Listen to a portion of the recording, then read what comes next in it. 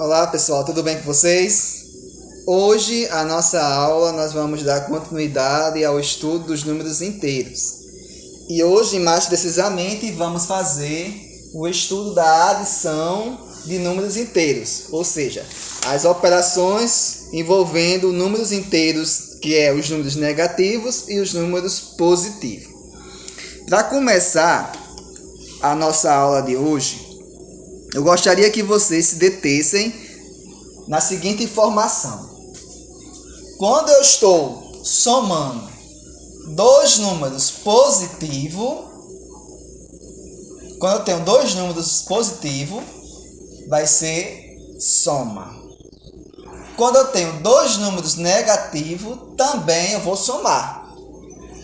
Já quando os números têm sinais diferentes e opostos, um é positivo e o outro negativo, eu vou subtrair.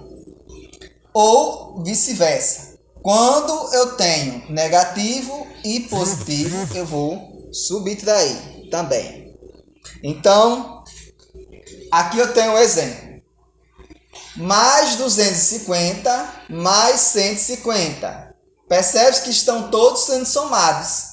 E tanto 250 como 150 são positivos. Então, eu vou somar. 250 mais 150, 400.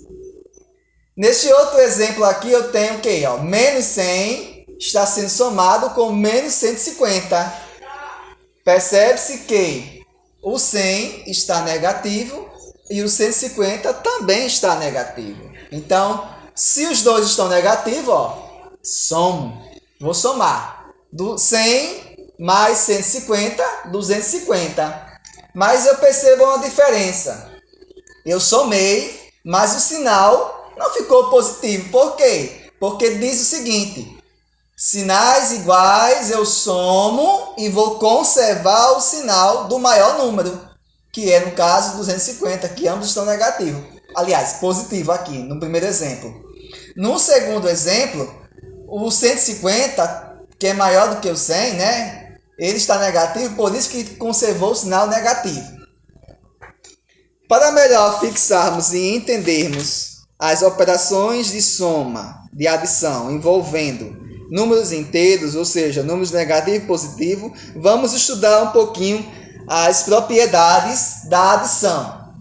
A primeira propriedade é a propriedade comutativa. O que é que diz a propriedade comutativa? A propriedade comutativa diz o seguinte: em uma adição envolvendo números positivos e números negativos, nós podemos trocar a ordem das parcelas, que o resultado ele não se altera. Por exemplo, eu tenho aqui 7, mais 7 mais menos 9, vai ser igual a menos 2.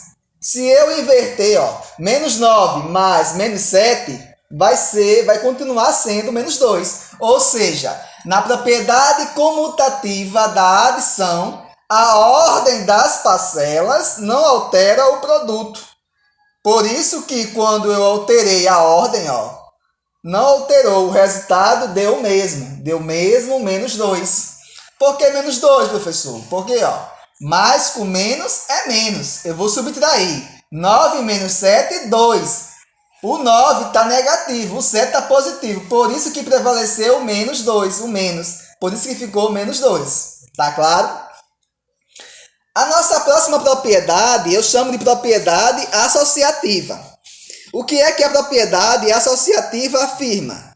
Em uma adição de 3 ou mais parcelas envolvendo números positivos e números negativos, nós podemos associar essas parcelas de maneiras diferentes, que o resultado ele não se altera. Ou seja, mesmo que eu mude de posição as parcelas, o resultado vai permanecer o mesmo. Veja só o seguinte exemplo.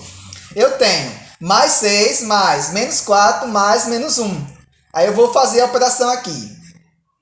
Mais 6 mais menos 4 é mais 2. Mais menos 1 eu repeti. Aí mais 2 mais menos 1 vai dar igual a mais 1 positivo.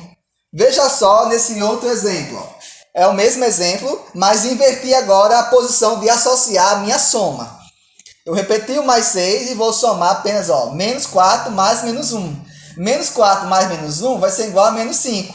Aí, mais 6 mais menos 5 dá igual a mais 1 positivo. Então, ó, o que é que eu percebo com a propriedade associativa?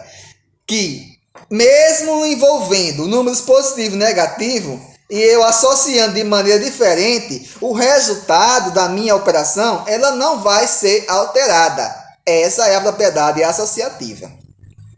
Existe outra propriedade chamada elemento neutro. O que diz essa propriedade elemento neutro?